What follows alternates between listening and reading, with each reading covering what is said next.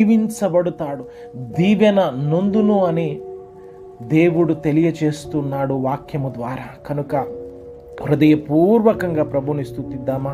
దేవానికి స్తోత్రం స్తోత్రం స్తోత్రం అని చెబుదామా?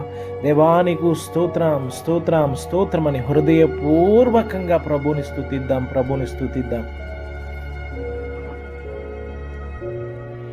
బలవంతుడా, మహాశూరుడా, పలు శోధనలో నా తోడై నా కుడి పార్శ్వమందుండినావు.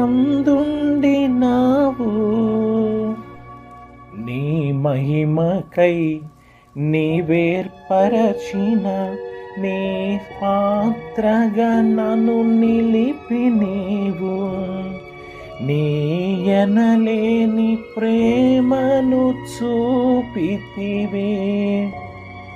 నీవే నీవే నా విజయం, నాలో నీవే నీవే మహదానందం. నీవే నీవే నా విజయం, నాలో నీవే నీవే మహదానందం. నిత్యం నీకే నారాధన, నీవే నీవే నా స్తుతి కీర్తన. నిత్యం నీవే నారాధన, నీవే నీవే నా స్తుతి కీర్తన. దివ్య తేజోమయ యేసయ్యా, నీతి నియమాలకు నిలయమా. నిన్ను నమ్ము నీ జనుల న్యాయాధిపతి నీవు, నడిపితివి జయధ్వజముతో.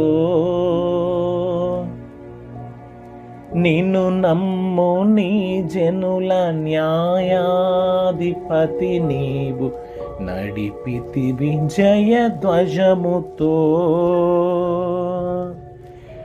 నిత్యం నీకే నారాధన,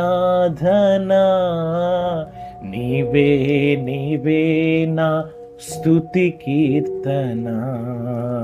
నిత్యం నీవే నా ఆరాధన, నీవే నీవే నా స్తుతి కీర్తన.